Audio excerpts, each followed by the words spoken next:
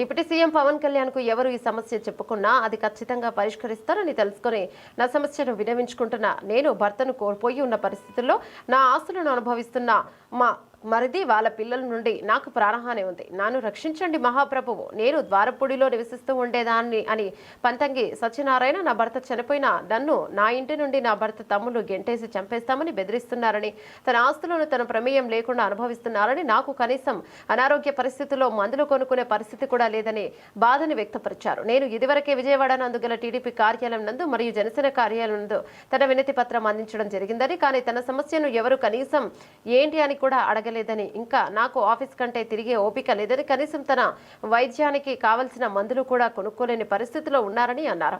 అయ్యా ముఖ్యమంత్రి చంద్రబాబు నాయుడు మరియు ఉప ముఖ్యమంత్రి పవన్ కళ్యాణ్ సార్, నాలాంటి వృద్ధురాలు సమస్య మరి ఎవరికి రాకూడదని, తన సమస్య పరిష్కారం కాకపోతే తనకు చావే శరణ్యమని అన్నారు.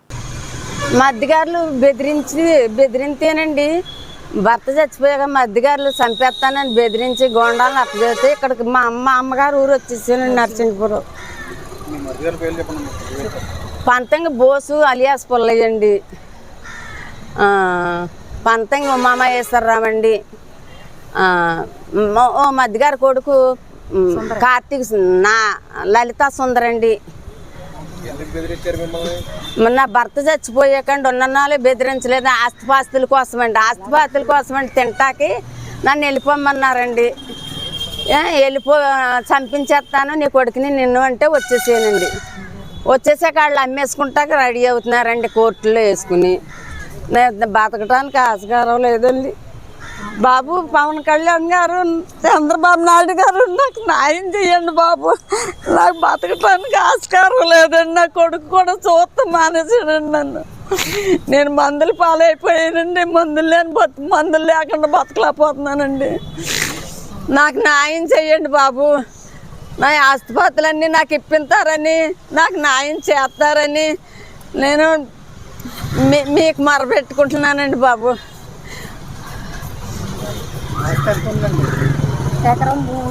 ఎకరం 2 సెంట్లు భూమి అండి, పొలం అండి. మహాత్మా గాంధీ మార్కెట్లో బట్టల షాప్ అండి. మరి రాజమండ్రిలోని డూప్లెక్స్ మేడలో ఫస్ట్ తోట మా ఆయన గారి పేరునే ఉంది, 4వ వంతు తోట అండి. ఇంకా స్థిరాస్తులు ఉన్నాయండి, అత్తగారికి మాంగారికి ఉన్నాయి.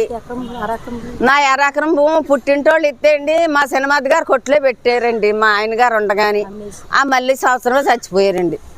ఇంకా 1,70,00,000 వాటా వేసుకున్నారండి. ఇంకా ఆస్తుల మీద ముందు వేసుకుంటే అండి డబ్బులు ఎత్తున్నాం 15 రోజులు పోయే, కానీ కాగితాలు కాల్చేసండి నీకే ఆస్తుల మీద డబ్బులు రావు మేము అనలేదన్నారండి.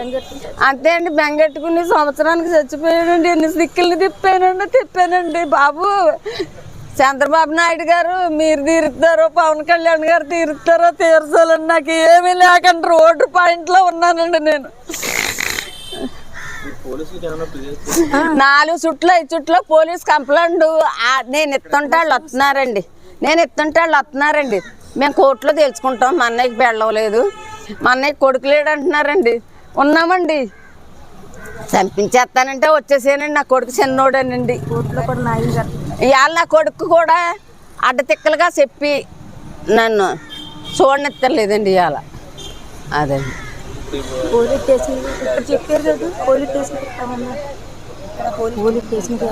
ఇక్కడ పోలీస్ స్టేషన్కి ఇస్తానంటే నేను అన్నానండి. ఇప్పటికి 5 చుట్లు 6 చుట్లు సిఐ గారు ఆఫీస్కి వెళ్ళానండి.